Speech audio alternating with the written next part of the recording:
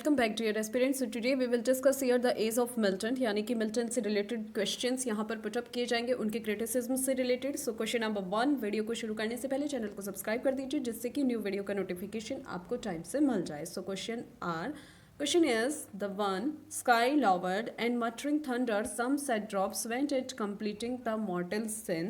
The lines are taken off, यानी कि आकाश नीचे झुक गया है, गड़गड़ाहट की आवाज़ आ रही है, कुछ ड्रॉप्स वहाँ से गिर गई हैं।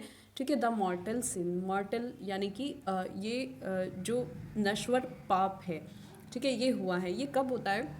जब पैराडाइज लोस्ट में एडम उस एप्पल को खा लेता है, तो मीन्स यहाँ पर जो स्काई है वो एज अ ह्यूमन वहाँ पर बिहेव करता है, उसी को यहाँ पर बोला गया है। इन लाइंस में ये डिफाइन किया गया है। सो ये लाइंस आप समझ ही गए होंगे। डॉन जुआन, पैराडाइज लोस्ट, डिवाइन कॉमेडी या द फेरी क्वीन। तो ये पैराडाइज लोस्ट की लाइन है, ये एक एपिक पोयम है। ठीक है, इसमें जॉन मिल्टन डिक्लेयर करते हैं, justifies the ways of God to man, कि किस तरह से ईश्वर का जो रास्ता है उसको अपनाना सही होता है। उन्होंने इसमें पर्सोनिफिकेशन का यूज़ किया है। पर्सोनिफिकेशन जब इन एनिमेट थिंग्स को वहाँ पर जोड़ देकर उसका यूज़ बताया जाता है, यानी कि जो इन एनिमेट थिंग्स होती हैं उनका यूज़ किया जाता है और उनको ह्यूमन से कंपेयर किया जाता है। तो यहाँ पर ऐसा ही कुछ हुआ है। ठीक है, यहाँ पर स्काई रिएक्ट करता है एक ह्यूमन की तरह से जब एडम अपना एप्पल वहाँ पर खा लेता है। Next question, who disapproved Milton's Lycidas for its inherent improbability? किसने ये डिसअप्रूव किया है, किसने अस्वीकार किया है लिसिडस को inherent improbability? Options are Samuel Johnson, F.R. Leavis, L.A. Richards या T.S. एलियट। इसका राइट आंसर हो जाता है सैमुअल जॉनसन को। सैमुअल जॉनसन ने यहाँ पर लिसिडस को इनहेरेंट इम्प्रॉबेबिलिटी बोला है। सैमुअल जॉनसन ने जब मिल्टन को लाइफ ऑफ मिल्टन 1779 में क्रिटिसाइज करते हुए ये लाइन बोली है। ये जो लाइफ ऑफ मिल्टन उन्होंने लिखी थी, ये एक पेस्टोरलिज्म बुक थी। ठीक है, इसमें उन्होंने माइथोलॉजिकल और पेस्टोरलिज्म का यूज़ किया, यानी कि देहातीवाद और जो पौराणिक कथाएं उनका यूज़ करते हुए यहाँ पर लिसिडस को इनहेरेंट इम्प्रॉबेबिलिटी बोला है। कुछ अदर फैक्ट्स, लिसिडस जिसको मिल्टन ने 1637 में अपने फ्रेंड किंग एडवर्ड की डेथ के बारे में शोक करते हुए लिखा था और लिसिडस में 193 लाइंस उन्होंने इंक्लूड की हैं। Next question, who among them regarded Satan as the real hero of Paradise Lost? इनमें से कौन सैटर्न को पैराडाइज लोस्ट का रियल हीरो मानता है? Alexander Pope, John Dryden, S.T. Coleridge या T.S. एलियट। तो राइट आंसर आपको पता है, S.T. कॉलरिज ऐसा मानते हैं Satan as a real hero. ठीक है, ये most controversial and appealing figure है इस एपिक पोयम का और इसको S.T. कॉलरिज रियल हीरो के रूप में यहाँ मानते हैं। Next question, who among these is not in university wits? कि इनमें से कौन यूनिवर्सिटी विट्स ग्रुप में से नहीं आता है? Thomas Kyd, Nashe, Christopher Marlowe, Ben Jonson. बहुत बार आप पढ़ चुके हैं, ठीक है, बहुत बार पढ़ चुके हैं। तो बेन जॉनसन इसका राइट आंसर हो जाता है। ये टॉमस नैश बाय मिस्टेक यहाँ पर लिखा गया है। ठीक है, बेन जॉनसन राइट आंसर हो जाता है। ये जो यूनिवर्सिटी विट है, ये क्या था? एक बंच ऑफ बॉयमन राइटर्स जो ऑक्सफोर्ड या कैम्ब्रिज यूनिवर्सिटी से आते थे। ठीक है, और उन्हीं को इस ग्रुप में शामिल किया जाता था यूनिवर्सिटी विट्स में। एक बार इनको देख लेते हैं कौन कौन एग्जाम के पॉइंट ऑफ व्यू से इंपॉर्टेंट है। John Lyly, Thomas Lodge, Christopher Marlowe, Robert Greene, Thomas Nashe and George Peele, ये सब यूनिवर्सिटी विट्स के ग्रुप में आते हैं। और टॉमस किड। ठीक है, ये 7 टोटल यूनिवर्सिटी विट्स के ग्रुप में आते हैं। तो अपने नोट्स बनाइए और इनको ध्यान से आप वहाँ पर नोट कर सकते हैं। Next question, leviathan is a famous work bye? ठीक है, अब आपको ये बताना है कि लेविएथन किसका फेमस वर्क था। हम लेविएथन की बात क्यों कर रहे हैं यहाँ पर? लेविएथन क्योंकि बाइबल में जो ये लेविथन है, ये सैटर्न को रिप्रेजेंट वहाँ पर करता है, सैटर्न का वहाँ प्रतिनिधित्व करता है। तो लेविएथन यहाँ पर पूछा गया है कि Leviathan is a famous work by, कि लेविएथन किसका फेमस वर्क है? Options are John Lyly, Francis Bacon, Thomas Hobbes and Robert Burton. तो इसमें से राइट आंसर हो जाता है टॉमस हॉब्स का ये इम्पॉर्टेंट वर्क है।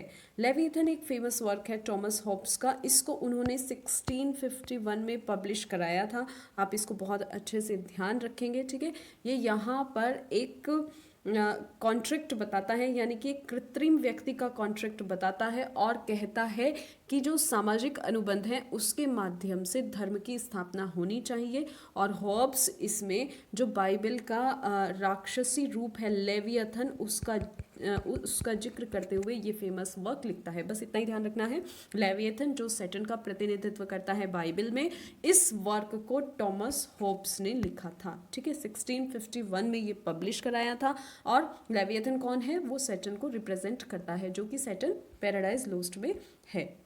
इसको 4 बुक्स में डिवाइड किया गया है। ये बुक्स हैं of man, of Commonwealth, of the Christian Commonwealth, of the kingdom darkness. इसको भी आप ध्यान रखेंगे, किस बुक को? लेवियथन जो एक फेमस वर्क है उसको 4 बुक्स में डिवाइड किया गया है। टॉमस हॉब्स की ये फेमस वर्क हो जाता है। Next question, Milton's Lycidas is a an. Milton की जो लिसिडस है वो क्या है? एपिक और एलेजी या लिरिक? ये आप अच्छे से जानते हैं, बहुत बार पढ़ चुके हैं। तो मिल्टन की जो लिसिडस है वो एक एलेजी है। ठीक है, इसको आप पढ़ चुके हो ना। ये एक पोएम जिसको उन्होंने 1637 में लिखा था। ठीक है, मिल्टन ने इस पोएम को 1637 में लिखा था, जिसको उन्होंने एक वॉल्यूम में पब्लिश कराया था, जो कि 5 एलेजीज की वॉल्यूम में हमें देखने को मिलती है। ठीक है, इसको भी ध्यान रखेंगे। और इसको उन्होंने 1638 में कंप्लीट कर लिया था। जो उनके फ्रेंड थे एडवर्ड किंग, उनकी याद में मिल्टन के कंटेम्प्रेरी थे यूनिवर्सिटी ऑफ कैम्ब्रिज में, जिनकी शिपरेक के ड्यूरिंग डूबने से जान चली गई थी। ठीक है, अगस्त 1637 में यहाँ पर ये जो पोएम है वो अपने जो फ्रेंड हैं उसकी हानि को लेकर ये पोएम लिखते हैं, कि उनको उनके मरने पर पोएम लिखते हैं। और ये जो पोएम है ये उन्होंने कहाँ से ली है? वर्जिल के एक्लॉग्स में जो लिसिडस था वो एक चरवाहा था। ठीक है, और वहीं से उन्होंने ये उठाया है। मिल्टन की जो फेम है उसमें हेवनली जजमेंट और एग्जिस्टेंट की बात वो करते हैं। ठीक है, मिल्टन की ये एलेजी लिसिडस एक मोनोडी के रूप में भी पहचानी जाती है। ठीक है, इसको आप ध्यान रखेंगे, यानी कि एक शोक गीत और मोनोडी के रूप में भी पहचानी जाती है। अगर ऐसे आ गया question Lycidas is a dash और ऑप्शन दे दिए, तो वहाँ पर अगर मोनोडी होगा तो आप मोनोडी सेलेक्ट करेंगे। ठीक है, next question, Milton begins paradise lost book first with. Milton ने पैराडाइज लॉस्ट बुक फर्स्ट किसके साथ शुरू की थी? मीन्स कहाँ से स्टार्ट की थी? लेमेंट, सॉलिलकी, इन्वोकेशन या रेफरेन? तो इसका राइट आंसर हो जाता है इन्वोकेशन। मिल्टन ने इन्वोकेशन से स्टार्ट की थी। ठीक है, पैराडाइज लॉस्ट बुक फर्स्ट, इसको आप ध्यान रखेंगे, एग्जाम के पॉइंट ऑफ व्यू से इंपॉर्टेंट पॉइंट हो जाता है। मिल्टन ने paradise lost book first invocation के साथ स्टार्ट की थी। ठीक है, ये उनकी फीचर एपिक पोइट्री है, यानी कि ये महाकाव्य माना जाता है। ठीक है, जिसमें वो इसको हेवनली म्यूज़ से स्टार्ट करते हुए दिखाई देते हैं। ठीक है, हेवनली म्यूज़ से। और इसमें जो एपिक का सब्जेक्ट है वो मीडियास रेस से शुरू करते हैं। ये आप जानते हो कि जो ज़्यादातर एपिक होते हैं, मोस्टली एपिक मीडियास रेस से ही शुरू होते हैं। मीडियास रेस मीन्स बीच में से वो शुरू होते हैं। ठीक है, ये हम पहले भी पढ़ चुके हैं। The invocation is obviously modeled on classical on Christian epics and contains multiple and varied allusion to them। यानी कि ये जो वो heavenly muse का आह्वान करते हैं, कब करते हैं? फर्स्ट 26 लाइन में, जो कि पैराडाइज लोस्ट में कंसिस्ट है। पूरा का पूरा स्टैंजा सिर्फ 2 सेंटेंस में है और इसमें 26 लाइन्स कंसिस्ट की गई हैं। तो ये जो वो आह्वान करते हैं, ये आह्वान जो वहाँ पर क्रिश्चियन एपिक्स हैं उन पर आधारित है और इसमें बहुत सारे वेरिड एल्यूजन हमें देखने को मिलते हैं। ठीक है, इसको आपको ध्यान रखना है कि ये पैराडाइज लॉस्ट बुक फर्स्ट, इसमें जो हेवनली म्यूज़ का वो इन्वोकेशन करते हैं, आह्वान करते हैं, ये सिर्फ 2 सेंटेंस में उन्होंने लिखा है, फर्स्ट 26 लाइन्स में। ठीक है, ऐसे आप इसको ध्यान रखेंगे, फर्स्ट 26 लाइन्स में और सिर्फ 2 ही सेंटेंस में, यानी कि छंद उन्होंने बनाए हैं और उसमें ये लिखा है। कुछ other facts like Adam, Eve and Satan chief characters हो जाते हैं पैराडाइज लॉस्ट के। और उन्होंने इसके बाद मीन्स जब वो ब्लाइंड हो गए थे अपनी अंधता के बाद, पैराडाइज रिगेंड को लिखा है और वो बिलेटेड एलिजाबेथ पीरियड से बिलोंग करते हैं। Next question is the word that completes the famous line better to reign in hell than serve in ये वर्ड कौन सा वर्ड इनमें से इन फेमस लाइन को कंप्लीट करता है कि better to reign in hell, कि नरक में शासन करना बेहतर है than serve in sky, earth, heaven, moon. Easy question हो जाता है, हेवन इसका आंसर होगा। Better to reign in hell than serve in heaven, complete line ये है। वर्ड हेवन इस फेमस लाइन को कंप्लीट करता है सैटर्न, इसमें मेजर कैरेक्टर है, ठीक है, जो इस पोएम में हमें देखने को मिलता है। सैटर्न यहाँ पर बुराई का प्रतीक है। जो मिल्टन है उन्होंने सुप्रीम एम्बॉडीमेंट ऑफ इविल उसको बताया है, और यहाँ पर बहुत सारे नाम उसे दिए गए हैं। इन नामों को आप अच्छे से रीड करेंगे। Lucifer the enemy, the Antichrist, Samael the fallen, one and the devil are a few of the more well known, ठीक है। ये कुछ नाम हैं उसके, इनको आप ध्यान से रीड कर लेंगे। अब इन्हीं नामों से उसको जाना जाता है और इन्हीं नामों के कारण उसको एक इनकारनेट इविल बोला जाता है, यानी कि दुष्ट अवतार बोला जाता है। कुछ और फैक्ट्स हैं मिल्टन के बारे में। जो मिल्टन हैं वो प्योरिटन एज से बिलोंग करते थे। लिसिडस ऑन हिज ब्लाइंडनेस उनकी कुछ फेमस पोएम हो जाती हैं। Next question, Milton is most famous for his, Milton अपने किस चीज़ के लिए फेमस थे? Narrative style, grand style, dramatic style, aphoristic style. जब उन्होंने पैराडाइज लोस्ट को लिखा था तो मिल्टन अपने ग्रैंड स्टाइल के लिए फेमस हो गए थे, ठीक है, तो इसे आप ध्यान रखेंगे। मिल्टन ग्रैंड स्टाइल के लिए फेमस थे। उन्होंने जब अपनी एपिक पोएम लिखी थी, है ना, तो उनकी जो लिखने का स्टाइल था वो पेट्रार्क, दांते और ओविड से प्रेरित था। वो इनके लेखन से प्रेरित थे और उन्होंने अपनी जो एपिक पोएम है उसका स्टाइल ग्रैंड रखा और इसीलिए वो फेमस हो गए, ठीक है। और जो मिल्टन थे उन्होंने यहाँ पर हेवन के बारे में जो शैली यूज़ की वो ग्रैंड रूप में यूज़ की, और फिर उसके बाद उन्होंने सीक्वल भी लिखा था जिसको पैराडाइज रिगेन के नाम से जाना जाता है, ठीक है। वो सीक्वल भी बाइबल की लैंग्वेज से इन्फ्लुएंस था, ठीक है। उनका जो सब्जेक्ट था, उनकी जो शैली थी और विषय वस्तु थी, वो जो पोएट्स थे और जो आने वाली जनरेशन है उन पर बहुत बड़ा इम्पैक्ट उनके स्टाइल का पड़ा। कीट्स ने मिल्टन को बोला है, ये यहाँ पर कीट्स की स्पेलिंग मिसस्पेल्ड है। कीट्स ने मिल्टन को यहाँ पर ब्यूटीफुल एंड ग्रैंड क्यूरियोसिटी से के नाम से बुलाया है, यानी कि ये मिल्टन को उन्होंने रेफर किया है। Next question, Paradise Lost is written in, Paradise Lost किस में लिखी गई है? Free words, blank words, rhymed words, none of the above. इसका आंसर आप जानते हो कि जो पैराडाइज लोस्ट ब्लैंक वर्ड्स में लिखी गई है, ठीक है। पैराडाइज लोस्ट को मिल्टन ने ब्लैंक वर्ड्स में लिखा है, जो कि एक एपिक पोएम है, और जॉन मिल्टन ने इसको 1667 में बुक 7 एंड 10th बुक को उनके पार्ट्स को स्प्लिट करके टोटल 12 बुक्स में 1667 में पब्लिश कराया था, ठीक है। इसका जो सेकंड एडिशन है वो हमें 1674 में देखने को मिलता है।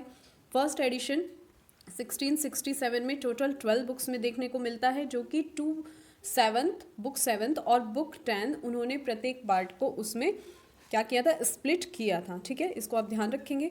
और फिर नेक्स्ट जो एडिशन आया था 1674 में उन्होंने इसको पब्लिश कराया था। बहुत सारे स्कॉलर जो हैं पैराडाइज लोस्ट को ग्रेटेस्ट पोएम्स मानते हैं इंग्लिश लिटरेचर में, और यहाँ पर वो एडम और ईव के फाल की जो बिब्लिकल स्टोरी है उसको बताते हैं, ठीक है। ये भी आप ध्यान रखेंगे, एडम और ईव के फाल का जो पतन मीन्स जो उनका पतन है उसकी बिब्लिकल स्टोरी को वो इस एपिक पोएम में बताते हैं।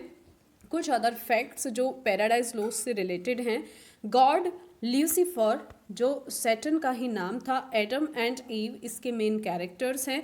पैराडाइज लोस्ट अदर वर्क इस पोएम से इंस्पायर होकर लिखे गए हैं, जैसे जोसेफ हैडन ऑरेट्रियो का द क्रिएशन, इसको आप अच्छे से रीड कर लेंगे, ठीक है। जोसेफ हैडन ऑरेट्रियो का द क्रिएशन 1798 में, जॉन कीट्स की लॉन्ग पोएम एंटीमियन, ठीक है, और मिल्टन ने जो कंपेनियन पीस लिखा था पैराडाइज रिगेन्ड 1671 में, ठीक है, जिसमें क्राइस्ट का टेम्पटेशन दिखाया गया है। तो ये सभी वर्क पैराडाइज लोस्ट से इंस्पायर होकर लिखे गए थे, ठीक है। पैराडाइज लोस्ट कंप्राइजेज, यानी कि पैराडाइज लोस्ट में कितने जो बुक्स हैं वो कंसिस्ट हैं 12, 16, 10, 14। इसका आंसर आपको पता है क्योंकि अभी पढ़ चुके हैं, तो इसका राइट आंसर ए हो जाता है। पैराडाइज लोस्ट में टोटल 12 बुक्स कंप्राइजेज हैं। जॉन मिल्टन ने पैराडाइज लोस्ट जो कि एक एपिक पोयम है उसको ब्लैंक वर्स में लिखा है। 12 बुक्स की इसमें स्ट्रक्चर रखी गई है और इसको मीडियाज रेस से स्टार्ट किया गया है। जैसा कि एपिक को स्टार्ट करते हैं, जितने भी एपिक हैं उनकी ये क्वालिटी होती है या फिर ये एक उनकी आइडेंटिटी होती है कि वो मोस्टली मीडियाज रेस से शुरू होते हैं, यानी कि स्टोरी के मिडल से शुरू होते हैं। इसमें इन्वोकेशन ऑफ द सी दिखाया गया है, ठीक है, इसको आप ध्यान रखेंगे। Invocation of the sea and the use of the epic questions are all classically inspired, यानी कि epic questions का इसमें यूज़ किया गया है, ठीक है। और सब्जेक्ट भी इसमें क्या रखा गया है, क्रिश्चियनिटी पर रखा गया है। कुछ अदर फैक्ट्स जो मिल्टन के बारे में आपको जान लेने चाहिए और आप ये पढ़ भी चुके हो, ठीक है। उन्होंने अपनी पोइट्री को ग्रैंड स्टाइल में यूज़ किया है। वो 1652 में पूरी तरह से ब्लाइंड हो गए थे। Romantic poet William Blake and PB Shelley ने सैटर्न को as the real hero poem में देखा है और जो उसका विद्रोह है, किसका, सैटर्न ने जो वहाँ पर विद्रोह किया है उसकी उन्होंने प्रशंसा की है, उसको उन्होंने सराहा है, ठीक है। इसको आप ध्यान रखेंगे। और पीबी शेले, विलियम ब्लेक, उनको उन्होंने सैटर्न को असली नायक के रूप में वहाँ देखा है, ठीक है, इसको आप ध्यान रखेंगे। और जो उसने हेवन में टायरनी की है, मीन्स उसके जो अत्याचार थे स्वर्ग के खिलाफ, उनकी। Next question, which of the following works did Milton promote freedom of speech and oppose licensing and censorship? इनमें से कौन सा वर्क ऐसा है जिसमें मिल्टन ने फ्रीडम ऑफ स्पीच को प्रमोट किया है और लाइसेंसिंग एंड सेंसरशिप को विरोध किया है? पैराडाइज रिगेन्ड, एरियोपैजेटिका, आइक्नोक्लास्ट या सैमसन एगोनिस्ट? तो इसमें राइट आंसर हो जाता है एरियोपैजेटिका। यहाँ पर एगोनिस्ट की स्पेलिंग गलत है, इसको आप ठीक कर लेना, ठीक है। तो यहाँ पर जो मिल्टन है उन्होंने फ्रीडम ऑफ स्पीच यानी कि जो प्रेस को फ्रीडम मिलनी चाहिए उसको यहाँ पर प्रमोट करने का काम किया था। एरियोपैजेटिका जो मिल्टन का एक ट्रैक्ट है 1644 में आया था, उस रिएक्शन पर, ठीक है। Punishment of press freedom campaigners, जो वहाँ पर कैंपेन चल रहा था और उनको पनिशमेंट दी गई थी, तो उस पर उन्होंने ये ट्रैक्ट लिखा था। जॉन लिलबर्न वहाँ पर एक पावरफुल कॉल थे सेंसरशिप के अगेंस्ट, जब प्रिंटिंग प्रेस फर्स्ट इन्वेंट हुआ था और वो इसके ग्रेटेस्ट एनिमी माने जाते हैं, जॉन लिलबर्न। तो मिल्टन ने फेमस वर्क एरियोपैजेटिका वहाँ लिखा था फ्रीडम ऑफ प्रेस के लिए, ठीक है। जॉन मिल्टन एक सिविल सर्वेंट थे। 1645 में जॉन लिलबर्न ने वहाँ पर एंटी सेंसरशिप पैम्फलेट लिखा था और उन्होंने कहा था कि जो ये प्रिंटिंग है इसको कंट्रोल करना चाहिए बाय हेनरी 8, ठीक है। उस टाइम हेनरी 8 वहाँ पर जो है शासन करते थे। तो ये जो जॉन लिलबर्न थे ये सेंसरशिप के अगेंस्ट थे और वो उसका विरोध करते थे और इसीलिए मिल्टन ने एरियोपैजेटिका लिखा। मे भी एग्जाम में क्वेश्चन पुटअप कर लिया जाए कि किसने विरोध किया था, किसके अपोज के बाद जॉन मिल्टन ने एरियोपैजेटिका लिखा था, तो जॉन लिलबर्न हो जाते हैं, ठीक है। जॉन लिलबर्न ने एंटी सेंसरशिप पैम्फलेट लिखा था, उसी के आंसर में। Next question, when was Paradise Lost published? Answer options are 1567, 1658, 1654 या 1667। तो इसका राइट आंसर हो जाता है 1667। ये आप बहुत बार रीड भी कर चुके हैं। पैराडाइज लोस्ट को सबसे पहले 1667 में 10 बुक्स में ओरिजिनली लिखा गया था, फिर उस पर रिवर्क्ड किया गया और उसको 12 बुक में पब्लिश कराया गया, जो कि वर्जिल के एनीड मॉडल पर आधारित थी, ठीक है। इस वर्क में जो मिल्टन हैं वो एक्सप्लोर करते हैं creation human kind by God और temptation of Eden, Satan's ambition and fullness and the concept of sin को। कुछ अदर फैक्ट्स, जो मिल्टन की पैराडाइज लोस्ट है उस पर मैरी शेले ने भी एक वर्क लिखा है, फ्रैंकेस्टीन, उस पर ही आधारित है। किस पर? मिल्टन की पैराडाइज लोस्ट पर। Next question, in whose memory did John Milton write methought I saw my late espoused saint? Mary Powell, Katherine Woodcock या ऑलिवर? तो उसका राइट आंसर आप जानते हैं, ये उनकी सेकेंड वाइफ थी कैथरीन वुडकॉक। जब एक बेबी को उन्होंने जन्म दिया था तो उनकी डेथ हो गई थी और इसी पर उन्होंने अपना ये फेमस वर्क लिखा है, मीथोट आइसा लेट एस्पाउट सेंट। कुछ अदर फैक्ट्स, ये एक सोनेट है जो उन्होंने अपनी वाइफ की डेथ पर लिखा था। मैरी पॉवेल मिल्टन की फर्स्ट वाइफ थी, ठीक है। Next question, by what is did Milton become totally blind? 56, 46 या 44? इसका राइट आंसर हो जाता है 44 ईयर्स की एज में मिल्टन टोटली ब्लाइंड हो जाते हैं, क्योंकि वो बहुत ज़्यादा हार्ड वर्क करते थे। एक्सेसिव राइटिंग मीन्स वो रात रात भर राइटिंग करते रहते थे, ठीक है, क्योंकि वो एक गवर्नमेंट सर्वेंट थे और उस टाइम पर ही उन्होंने अपनी एपिक पोएम वो लिख रहे थे और उसी दौरान वो ब्लाइंड हो गए थे और वो उस टाइम 44 ईयर्स ओल्ड थे। नेक्स्ट क्वेश्चन, कुछ अदर फैक्ट्स भी हैं इसमें। टॉमल एल वुल्फ जो उनके यंग लेटिन प्यूपिल फ्रेंड थे, 1645 में उनको लेटिन सेक्रेटरी जब काउंसिल ऑफ स्टेट ने अपॉइंट किया था, ओलिवर क्रॉमवेल का जब वहाँ पर शासन था, तो तब उनके जो फ्रेंड थे लेटिन पीपल यानी कि जो उनकी हेल्प करते थे राइटिंग वगैरह में, टॉमस एलवुड उनका नाम था, ठीक है, आप इसको ध्यान रखेंगे। क्या नाम था उनका? टॉमस एलवुड, एफ नहीं होगा इसमें, ठीक है। तो उनके जो फेमस वर्क है एरियोपैजिटिका एक पावरफुल एसे था, ठीक है, जिन्होंने सेंसरशिप को रिप्रूव करने का काम किया था, इसको भी आप ध्यान रखेंगे। Next question, when was John Milton born? 22 April 1600। Biography से क्वेश्चन है, ध्यान से रीड करेंगे। 19 अगस्त 1604, 9 जून 1606, 9 दिसंबर 1608, तो यही आंसर राइट हो जाता है। 9 दिसंबर 1608 में वो उनका जन्म हुआ था। जॉन मिल्टन लंदन इंग्लैंड में उनका बर्थ 1608 में हुआ था। एक great English poet, pamphleteer and historian माने जाते हैं, ठीक है, और विलियम शेक्सपियर के बाद उन्हें most significant English author consider किया जाता है। वो अपनी एपिक पोएम पैराडाइज लॉस्ट के लिए फेमस थे, ठीक है। पैराडाइज लॉस्ट और सैमसन एगोनिस्ट उन्होंने साथ साथ ही लिखी थी, ठीक है, सैमसन एगोनिस्ट भी उन्होंने तभी उसी दौरान लिखी थी। किसके साथ आई थी? पैराडाइज रिगेंट के साथ आई थी 1671 में, तो उन्होंने इसको पैराडाइज रिगेंट के साथ पब्लिश कराया था। Next question, one of the following poets was nicknamed Christ by his fellow undergraduates spot the correct name of the poet, कि इनमें से पोएट जो निक नेम था उनका, ठीक है, फेलो अंडर ग्रेजुएट, यहाँ पर आपको उनके अंडर ग्रेजुएट फेलो के बारे में बताना है।